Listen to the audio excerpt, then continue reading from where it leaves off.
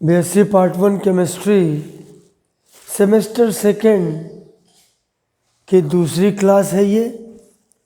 पहली क्लास आपने पढ़ ली। अब पहली क्लास में इंट्रोडक्टरी चीज़ें बताई थी, नहीं पढ़ा हो तो उसको पहले पढ़ो, तभी मज़ा आएगी। तो आज दूसरी क्लास है, क्लास सेकेंड। तो हम लोग स्टार्ट करते हैं कार्बोहाइड्रेट से। कार्बोहाइड्रेट नोट्स बनाते चलिए अच्छी अच्छी सुंदर राइटिंग में।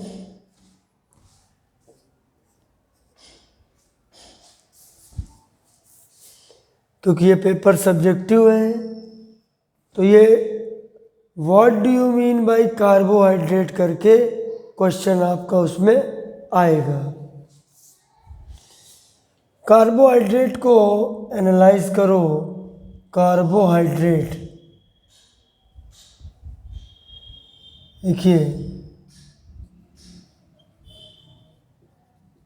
these are very important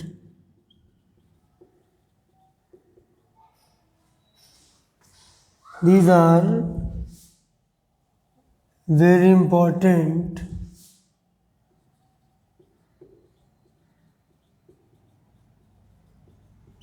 biomolecules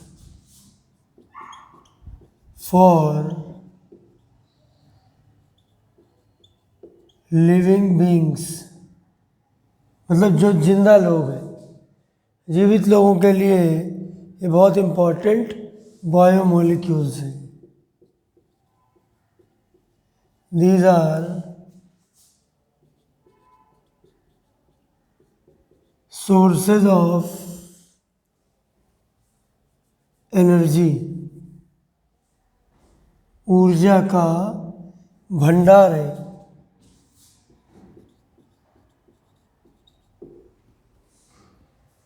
carbohydrate गेहूं में, चावल में, आलू में, चीनी में, इन सब चीज़ों में कार्बोहाइड्रेट होता है। स्वीट मीठी चीज़ें जो होती हैं, तो ये हमारे लिए बहुत इम्पोर्टेंट सोर्स ऑफ एनर्जी है।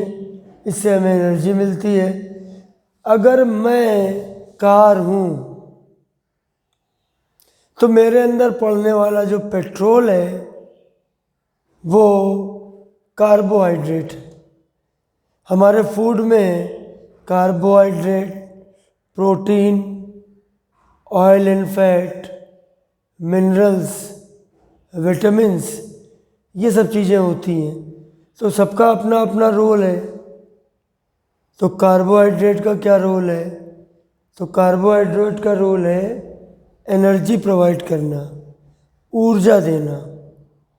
अगर कार्बोहाइड्रेट की कमी होगी तो हम थक जाएंगे। जैसे गाड़ी में पेट्रोल कम तो गाड़ी रुक रुक के चलने लगेगी, वैसे हम भी रुक रुक के चलने लगेंगे। तो कार्बो माने कार्बन और हाइड्रेट माने वाटर। तो मैं पहले आता हूँ कार्बोहाइड्रेट की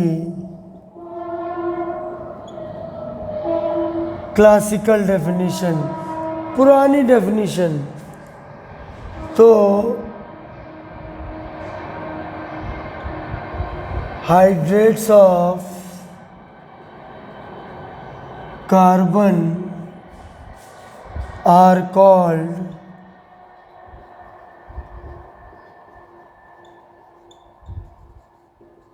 कार्बोहाइड्रेट्स। कार्बन के हाइड्रेट, उनको हम कहते हैं carbohydrates. Hydrates of carbon.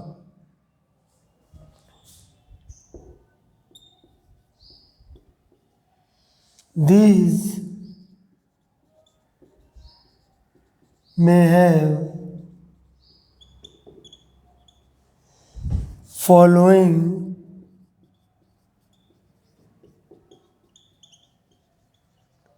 General formula CxH2O. देखिए कार्बन और हाइड्रेट के लिए आ गया वाटर। अच्छा, X एंड Y सेम और डिफरेंट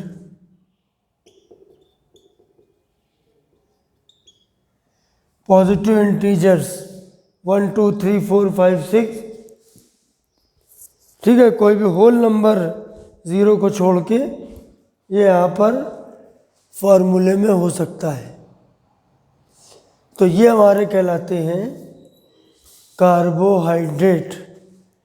अब अगर भैया है तो चलो इसका कुछ एग्जाम्पल भी होंगे, तो देखते हैं एग्जाम्पल, है ना। इसको थोड़ा घेर देता हूँ।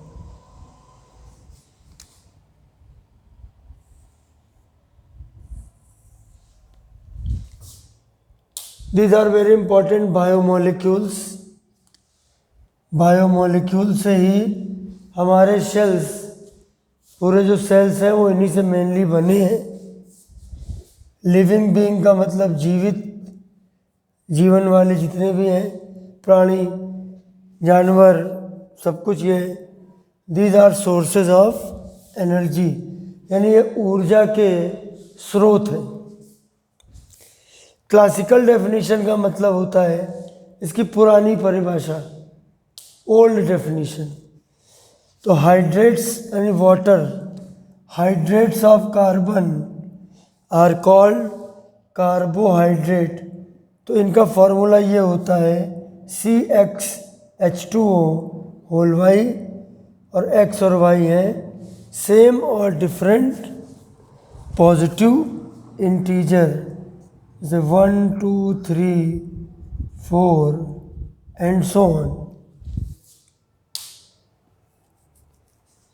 ठीक है, तो ये नाम जो है इनका ना कार्बो, तो कार्बोहाइड्रेट का खेल पहले यहाँ पर बना।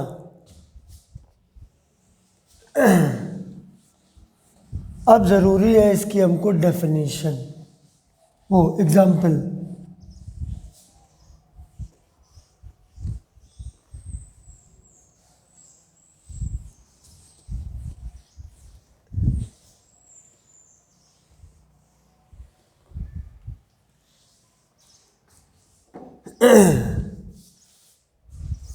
देखिए इसके एग्जाम्पल,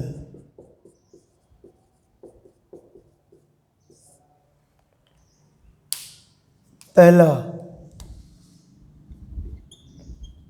जाने पहचाने नाम जो पहले से ही आप जानते हो, मैं वो लिखूंगा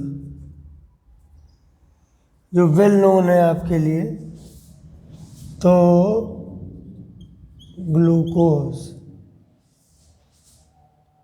या फिर फ्रक्टोज, और या से कुछ कंफ्यूजन है एंड कर देते हैं, क्योंकि दोनों के फॉर्मूले सेम है।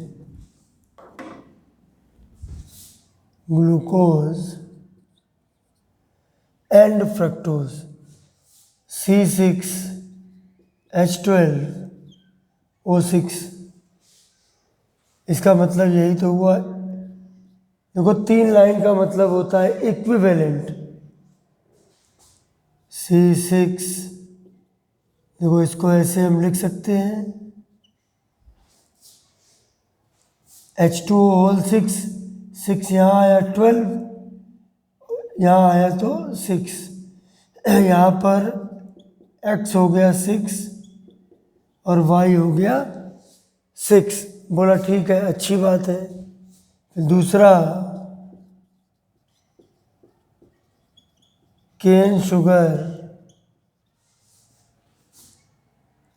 लैक्टोज, माल्टोज,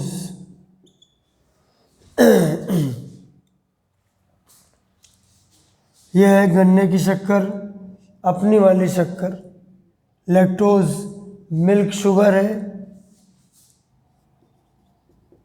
ये है, अच्छा इसका नाम सुक्रोज, इसका नाम मिल्क शुगर, इसका नाम मॉल्ट शुगर। इन सभी के फॉर्मूले सेम हैं। C12 H22 O11। अच्छा इसको वैसे ही लिखो, H2O होल 11। 11 2 जा 22, 11 1 जा 11। तो ये फॉर्मूले से रिप्रेजेंट कर लिया। X है 12, Y है 11।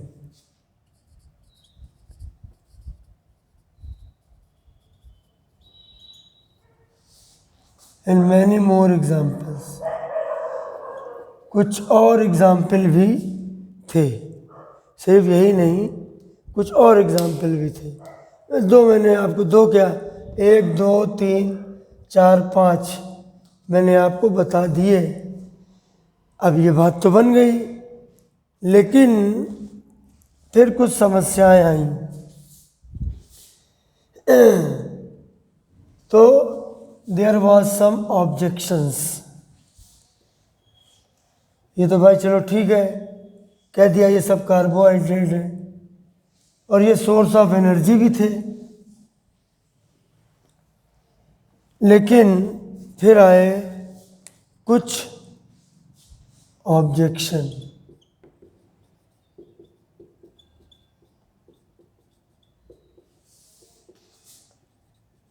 This definition,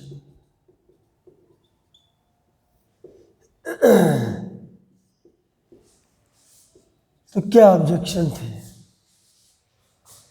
example number 1,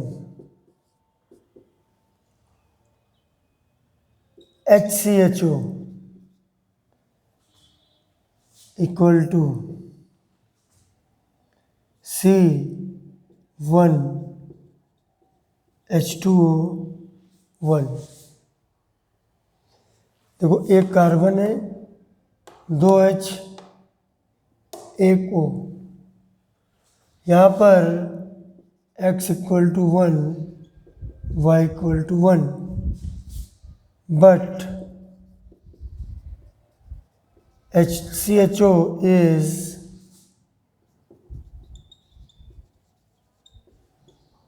formaldehyde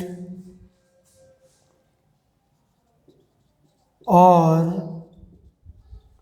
methanol, and it is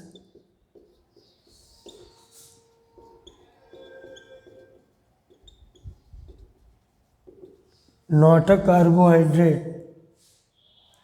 ये कार्बोहाइड्रेट नहीं है,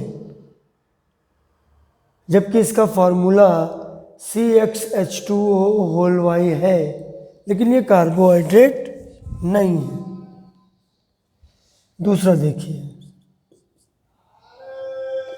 CH3, अच्छा ना ये सोर्स ऑफ एनर्जी है, सोर्स ऑफ एनर्जी नहीं है। अब इसको अगर हम लिखेंगे तो देखो 2 कार्बन हुए, क्या लिखा C2, और अगर H को देखोगे H2O होल ट्वाइस, H का हुआ 4, O के हुए 2, H2O, C2 C2, H4 H4 O2। यहाँ पर X हुआ 2, Y हुआ 2, but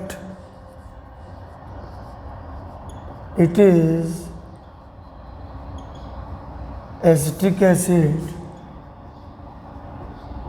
and not a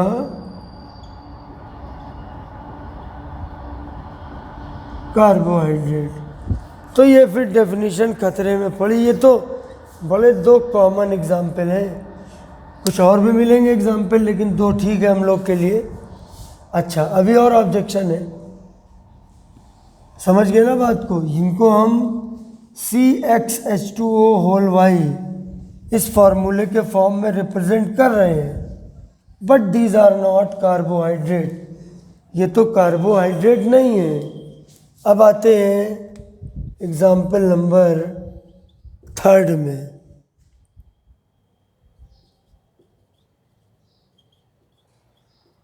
rhamnose C6H12O5, इसको इज नॉट इक्विवेलेंट टू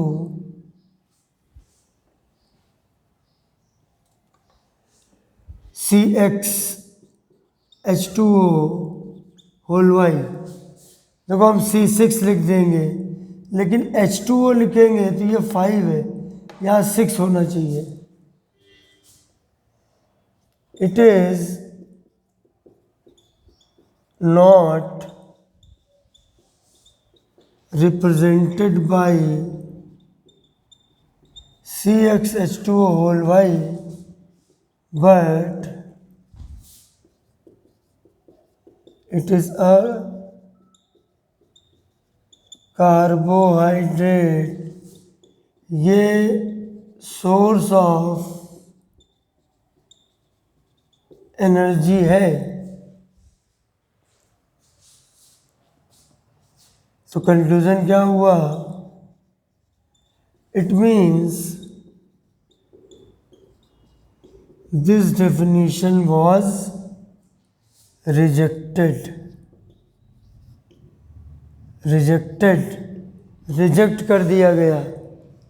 लेकिन ये भी कहा गया कि भैया जो नाम है, नाम तो यही जाएगा।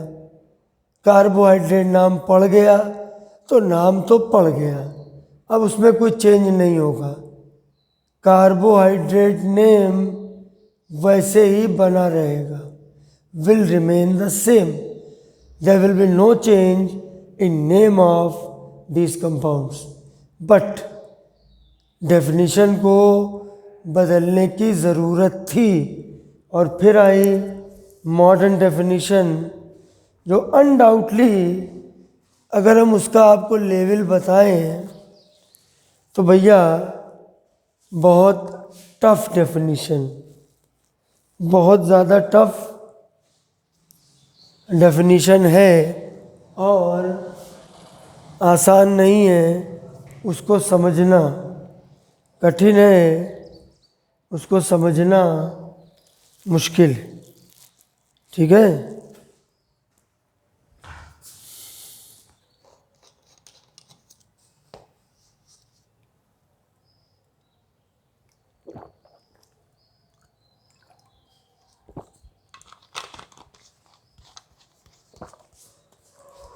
पेपर सब्जेक्टिव भी है, लेंदी भी है। ऑब्जेक्टिव होता तो जल्दी हो जाता है ये पेपर, लेकिन ऑब्जेक्टिव नहीं है, सब्जेक्टिव है और लेंदी है। 8 चैप्टर हैं। अच्छा, तो फिर ज़रूरत पड़ी कि भैया डेफिनेशन बदलिए, इस डेफिनेशन से काम नहीं चलेगा। अब जाइए और एक नई डेफिनेशन लाइए। तो फिर आई हमारी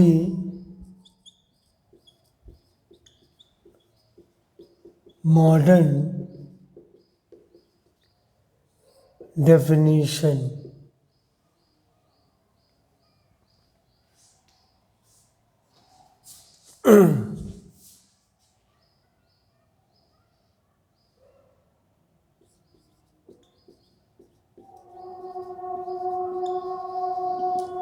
Carbohydrates are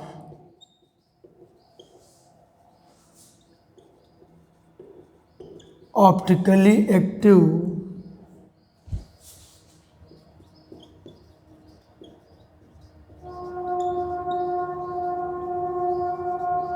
polyhydroxy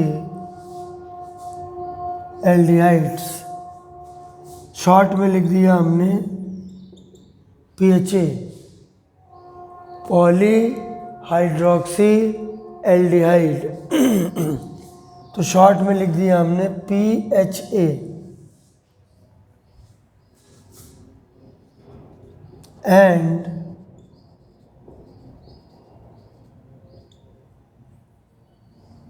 और लिखते हैं poly hydroxy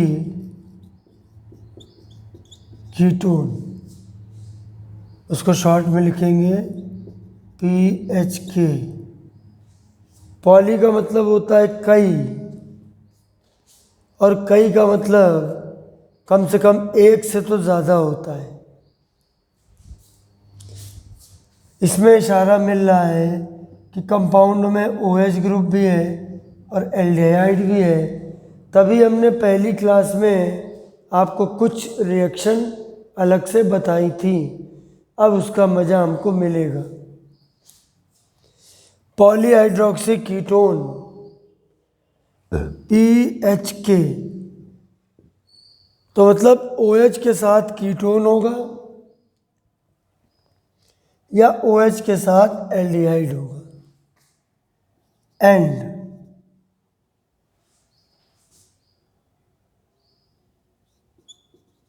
compounds which after hydrolysis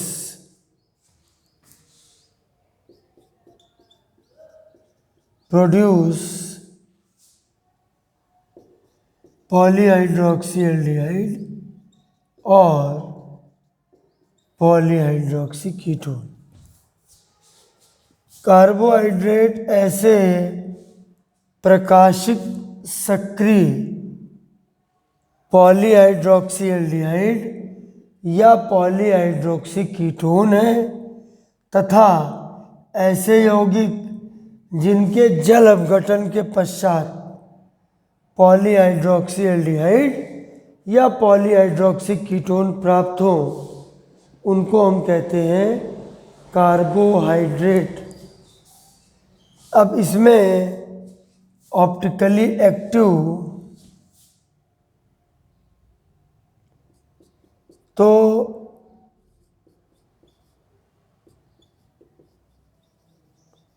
optically active compounds have following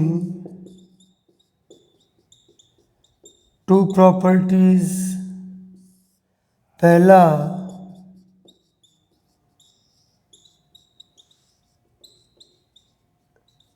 presence of at least one chiral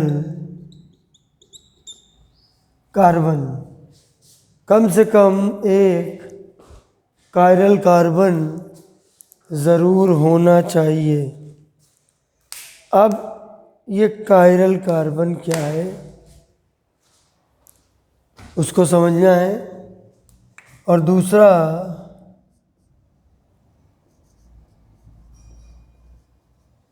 absence of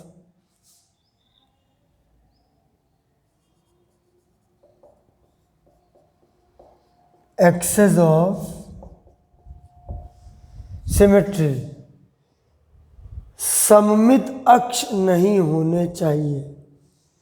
या इस दूसरी कंडीशन को ऐसे भी लिखते हैं,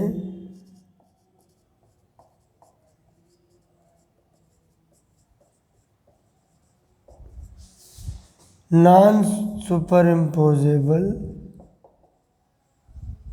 मिरर इमेज, ये होनी चाहिए। Presence of non super imposable mirror image, ठीक है। एक बार मैं लिखा बोर्ड वाला जरा समझाता हूँ, ध्यान से देखिएगा, गौर करिएगा। कार्बोहाइड्रेट्स आर ऑप्टिकली एक्टिव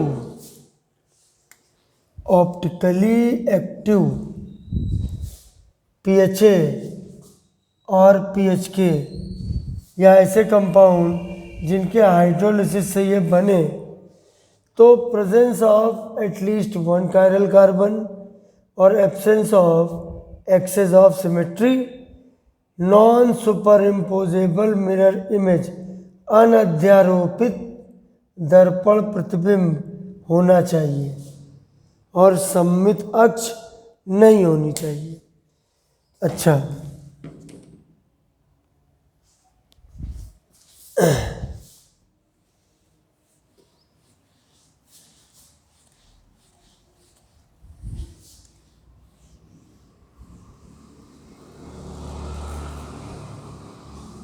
देखो, अगर हम लोग को कम से कम 10 मार्च तक ये जो पहले 3 टॉपिक हैं ये ख़त्म करने हैं। अगर हम ये नहीं कर पाएंगे ना, तो हम फिर सिलेबस पूरा करने में लाले पड़ जाएंगे। अगर पेपर 1 मई से हो गए तो पेपर अगर 1 मई से हुए, जो चांसेस हैं, तो फरवरी से हमको हमारा सेकंड सेमेस्टर शुरू होता है। तो फरवरी, मार्च, अप्रैल 3 महीने, अगर हमको सिर्फ 3 महीने मिले, अगर 15 मई से हुआ तो ठीक है, लेकिन अगर सिर्फ 3 महीने मिले तो थोड़ी खींचतान होगी। इसीलिए उसको अच्छे से पढ़ते चलो, लापरवाही मत करो और टेस्ट की तैयारी रखना। एक कार्बोहाइड्रेट ख़त्म होगा, टेस्ट 8 चैप्टर है तो 8 टेस्ट होंगे। सबको टेस्ट देना अनिवार्य है। अगर टेस्ट नहीं देना है तो आप क्लास छोड़ दीजिए, आप मुझसे मत पढ़िए। टेस्ट नहीं तो क्लास नहीं, सीधी बात। हर चैप्टर का टेस्ट देना अनिवार्य है। चैप्टर जिस दिन ख़त्म होगा उसके एक दिन छोड़ के जो क्लास होगी उसमें इसका टेस्ट होगा, सब्जेक्टिव मैनर में होगा। 3 घंटे का तो नहीं होगा, लेकिन 1.5 घंटे का टेस्ट होगा। जितना 3 घंटे में आता है उसका आधा 1.5 घंटे में मैं पूछूंगा। तो पहला टेस्ट कार्बोहाइड्रेट का होगा। अच्छा, अब देखिएगा कि ऑप्टिकली एक्टिव तो समझ गए, अब थोड़ा जरा कायरल कार्बन भी समझ लो।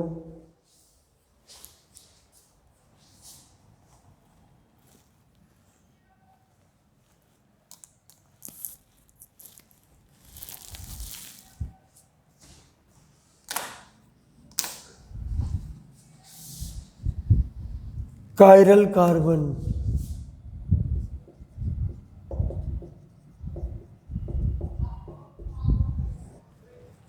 देखो,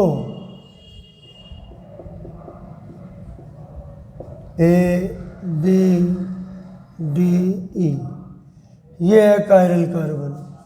इसका देखो ये सिंबल होता है। अब कायरल कार्बन का मतलब है carbon atom directly attached with, जिसमें चारों ग्रुप अलग जुड़े हों। जिस कार्बन से जुड़े चारों ग्रुप अलग होंगे उनको कहेंगे कार्बोहाइड्रेट। जिनसे जुड़े चारों ग्रुप अलग होंगे उनको कहेंगे carbohydrate. Carbon atom directly attached with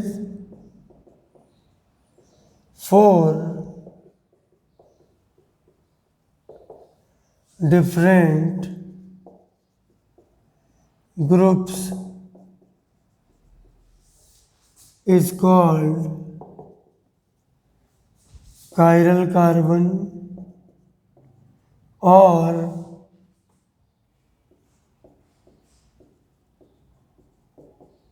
asymmetric carbon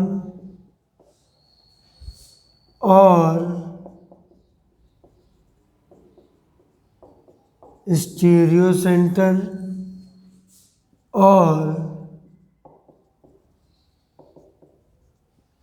chirality centre,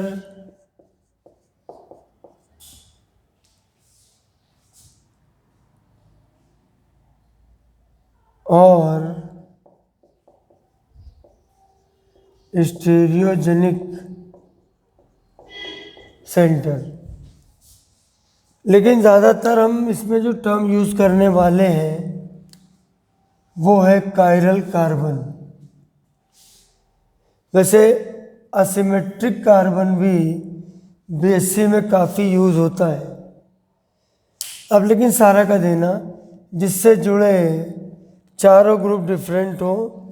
जैसे देखिए ये कार्बन है, ये मान लिया CH3 होता, ये मान लिया H होता, ये मान लिया OH होता, ये मान लिया NH2 होता, तो ये कार्बन कायरल कार्बन हो जाता। ठीक है, चारों ग्रुप अलग होने चाहिए, ये तो एक मस्ट कंडीशन है। बाकी दूसरी कंडीशन के बारे में जब एग्जाम्पल में आऊँगा तब मैं आपको बताऊँगा। समझ गए? ये आपने सेमेस्टर 1 में भी पढ़ा है, स्टीरियोकेमिस्ट्री। स्टीरियोकेमिस्ट्री में आपने पढ़ा है, ये चीज़ें पढ़ी हैं।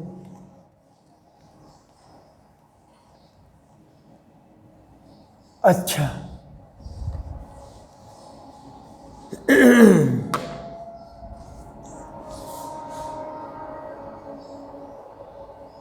अब बढ़ते हैं इस डेफिनेशन में। और तो पॉलीहाइड्रोक्सी एल्डिहाइड और पॉलीहाइड्रोक्सी कीटोन को ज़रा समझते हैं।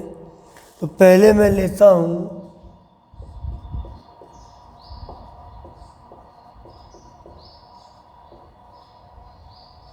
Polyhydroxy aldehyde, PHA।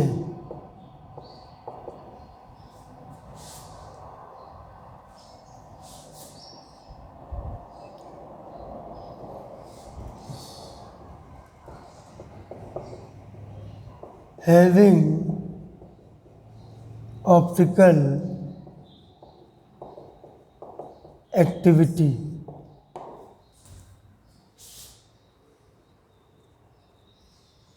अच्छा, इनको एक नाम और देते हैं, एल्डोजेस। क्या नाम देते हैं? एल्डोजेस।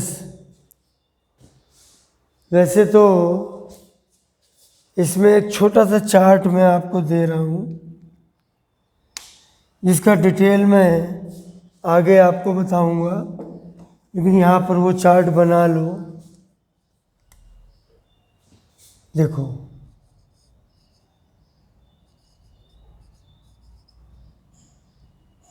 विशेष देखो, GET तो हो गया गेट,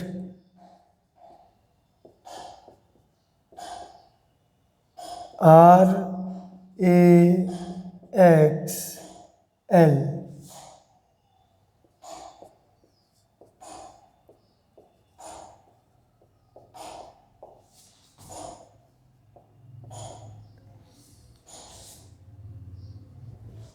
ये पहली लाइन है। एल्डो ट्रायोज दूसरी है, एल्डो टेट्रोज तीसरी है,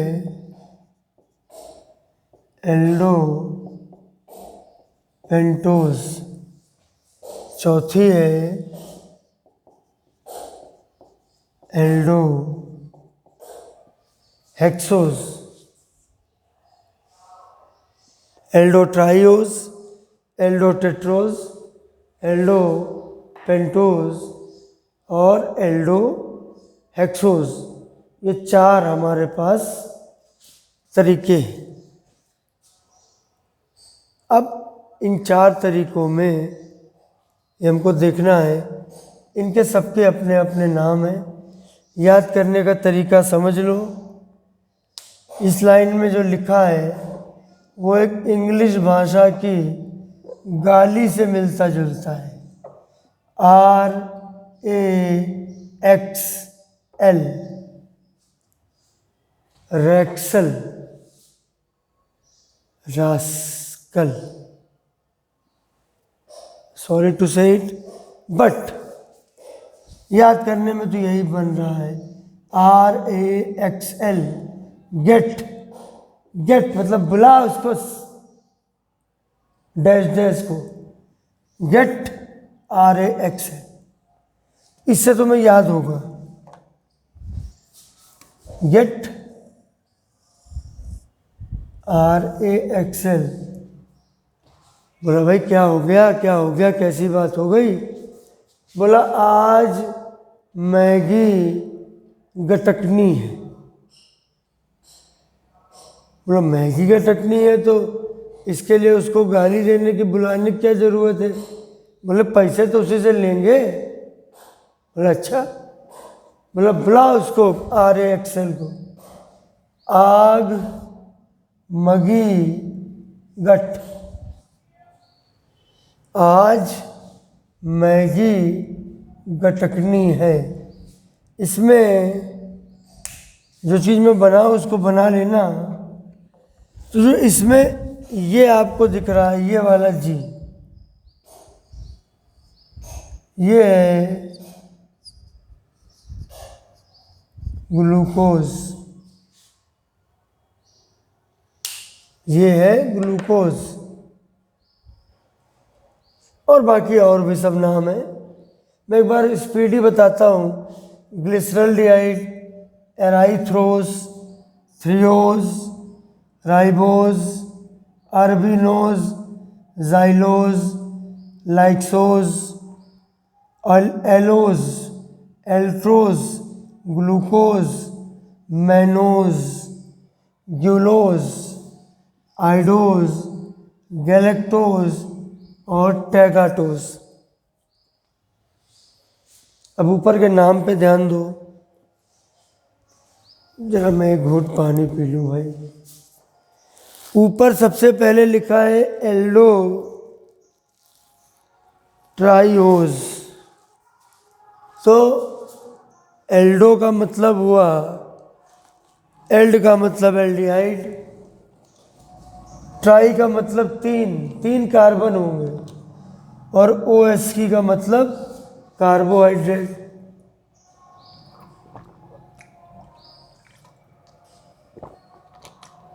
सारे कार्बोहाइड्रेट के नेम के लास्ट में ओज लगता है। Glucose, fructose, lactose, sucrose, maltose, arabinose, अभी एक रेफनोज लिया था। तो सबके अंदर लगता ही लगता है ये। तो इसलिए इसका मतलब ये हुआ। एल्डोटेट्रोज बोला एल्डिहाइड है और इसके अंदर 4 कार्बन है। एल्डिहाइड के साथ 5 कार्बन, एल्डिहाइड के साथ 6 कार्बन।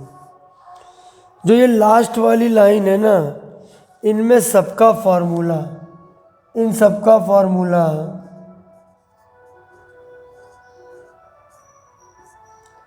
C6H12O6 सबका, यानी टोटल 8 ऐसे कंपाउंड हैं जिनके फॉर्मूले वही हैं जिनको आप ग्लूकोज कहते हो, C6H12O6। अच्छा, ये हमारे चल रहे हैं पॉलीहाइड्रोक्सी एल्डिहाइड और पॉलीहाइड्रोक्सी कीटोन।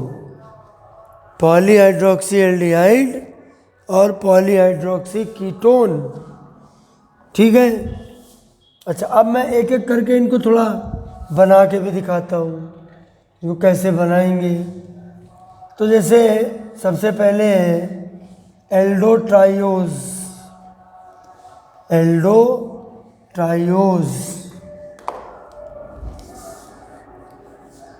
अच्छा भाई,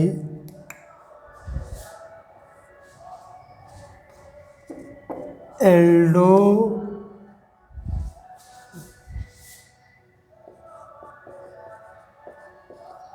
एल्डोट्रायोस। तो ऐसे इसमें कार्बन कितने हैं? 3। देखो ग्लूकोज की खूबी होती है कि एक CHO होगा और बाकी जितने कार्बन होंगे सब में, वो देखो यहाँ पे कहीं लिख लेना 1 CHO, ये एल्डोज करके कहीं लिखना 1 CHO at number 1 and rest all carbon have OH group, बाकी सब पे OH ग्रुप होगा। तो जैसे ये हमने 3 लिखा तो सबसे ऊपर तो हो गया CHO और यहाँ OH और यहाँ OH।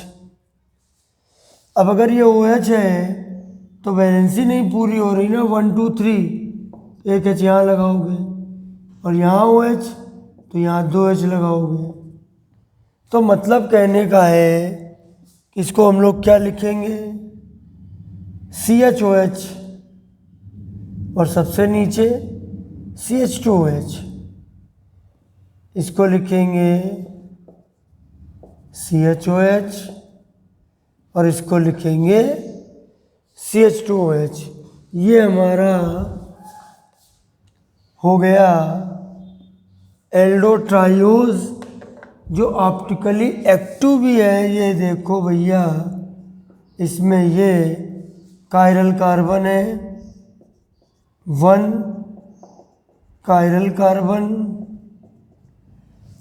ये देखो, ये देखो, ये देखो, ये कायरल कार्बन।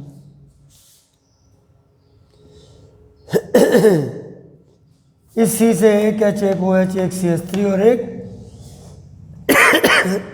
CH2OH। और ध्यान ये रखना है, जितने भी CHOH होंगे हैव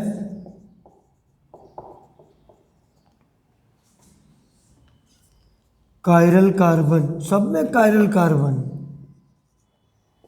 कोई चिंता की बात नहीं, सब में कायरल कार्बन होगा। जहाँ CHOH वहाँ कायरल कार्बन, ठीक है। अच्छा, दूसरा, इसमें it has no axis of symmetry. देखिए, एक्सेस ऑफ सिमेट्री होता है उस कंपाउंड को 2 हिस्सों में बांटो, एक हिस्सा दूसरे हिस्से की मिरर इमेज बने। तो मैं फ़िलहाल अब जो बनाऊंगा उसको कॉपी पे मत लिखना, मैं ऐसे ही आपको दिखा रहा हूँ। देखो, इसको 2 हिस्से में ऐसे हम बांट सकते हैं, बीच वाले C को भूल जाओ, एक तरफ ये एक तरफ ये, तो यहाँ H है, यहाँ H होना चाहिए, यहाँ OH OH होना चाहिए, तब एक दूसरे की मिरर इमेज होते हैं। तो ये एक्सेस ऑफ सिमेट्री नहीं है, क्योंकि 2 इक्वल हाफ होने चाहिए। ये जैसे अगर यहाँ CH3 है और यहाँ भी CH3 होता और यहाँ OH है तो यहाँ भी OH होता, तो उसके पास होती axis of symmetry. Axis of symmetry नहीं होनी चाहिए, तभी तो ऑप्टिकली एक्टिव होगा। अच्छा, अब मान लो कि हम इसको ऐसे कट कर रहे हैं तो भी एक दूसरे की मिरर इमेज नहीं बन रहा है। यही सब में होगा, जब तक ये ऊपर वाला नीचे वाला सेम नहीं होगा तब तक एक्सेस ऑफ सिमेट्री नहीं होगी। और PHA में ऊपर मिलेगा CHO और नीचे मिलेगा CH2OH और बीच में सब में मिलेगा CHOH। तो अब आगे वाले बनाना सरल है, आगे वाले बनाने में आपको झमेला नहीं है। इसको डाल लो नंबर ए, ये जो तुम्हारा ये है ना, इसको बना लो नंबर ए। नंबर ए इसलिए बना लो कि भैया इसमें देखो ज़रूरत नहीं है, मतलब नंबर डालेंगे तो ठीक रहेगा थोड़ा। अब देखते हैं नंबर बी।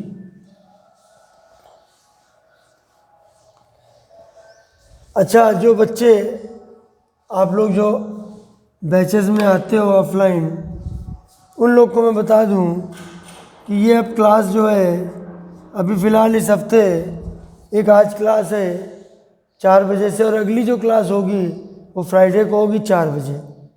उसके बाद आप लोग की ऑफलाइन क्लास शुरू हो जाएगी, ध्यान रखना। अब लेते हैं एल्डो टेट्रोज। अच्छा, एक चीज़ और लिख लेना, CHO CHOH एल्डोट्रायोज के पास इनका मॉलिक्यूलर फार्मूला लिख लेना। देखो C3 2 1 3 1 4 5 1 6 H6O3 1 2 3 2 1 3 4 5 6 O3। इनका फार्मूला C3H6O3। एल्डोटेट्रोज में क्या होगा, 4 कार्बन। अब बनाना सरल है, सबसे ऊपर CHO, सबसे नीचे CH2OH, बीच में CHOH। जितने CHOH उतने कायरल कार्बन। इसमें 2 हैं कायरल कार्बन। ये पहले वाले में होता है G ग्लिसरॉल्डिहाइड, और दूसरे वाले में होते हैं E और T। तो एल्डोटेट्रोज में 2 आती हैं। ये हमारा एल्डोटेट्रोज हो गया। जरा मॉलिक्यूलर फार्मूला निकालो भाई। 1 2 3 4, 4 कार्बन, हाइड्रोजन 2 3 4 5 6 7 8 H8, 1 2 3 4 वो 4। देखिए कईयों के फॉर्मूले मैच कर रहे हैं, स्टिल मैचिंग।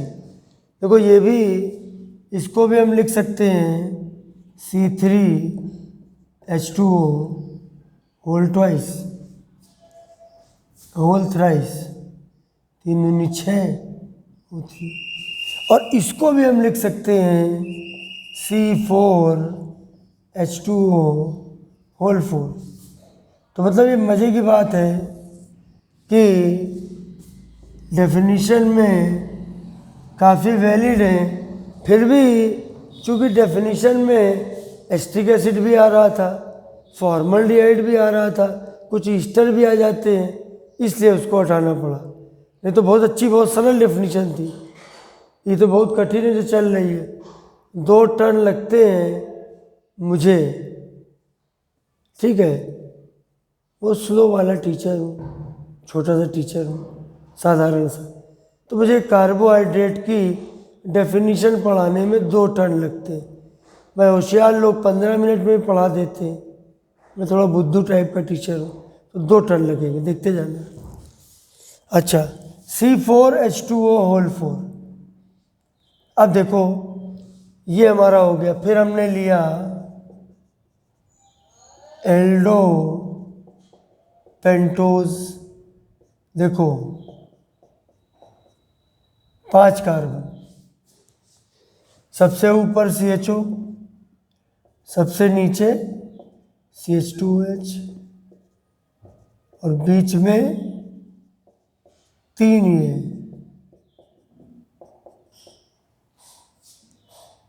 3 कायरल कार्बन, क्योंकि 3 CHOH है, 3 कायरल कार्बन। मॉलिक्यूलर फार्मूला 1 2 3 4 5, 5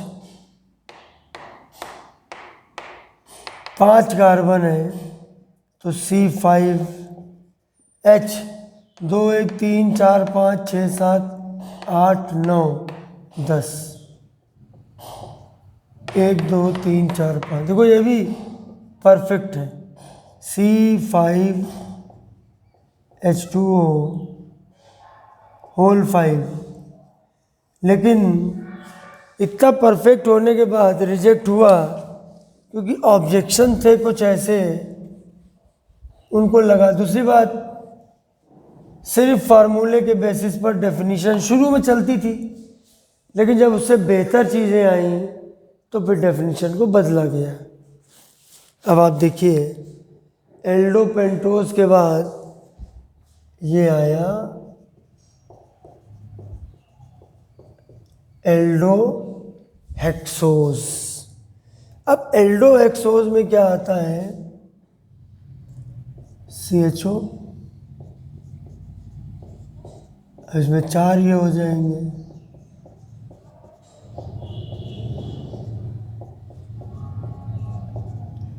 ये हो गए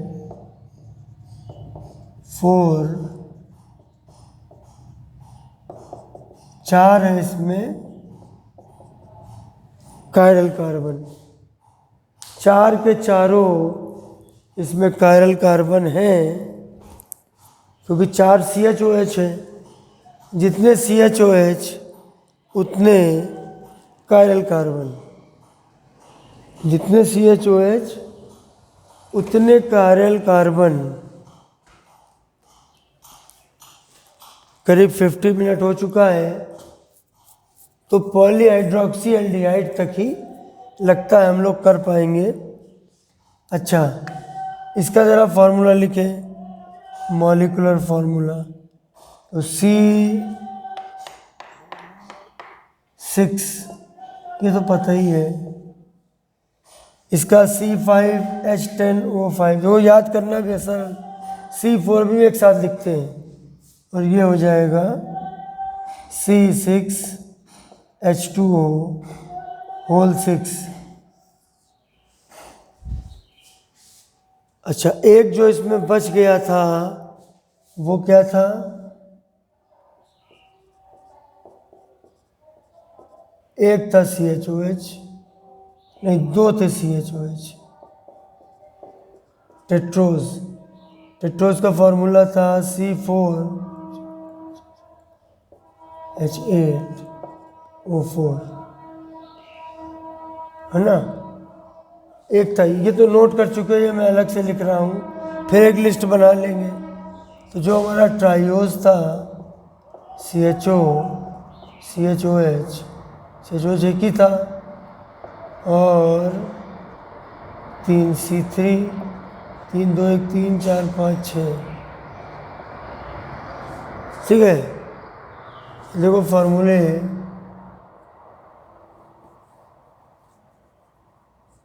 C3H6O3, C4H8O4, C5H10O5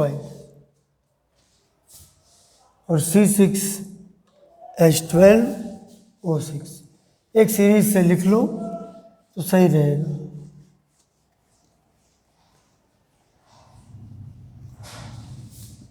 नोट्स बनाते चलिए, कोई दिक्कत हो तो ग्रुप पे आके पूछिए।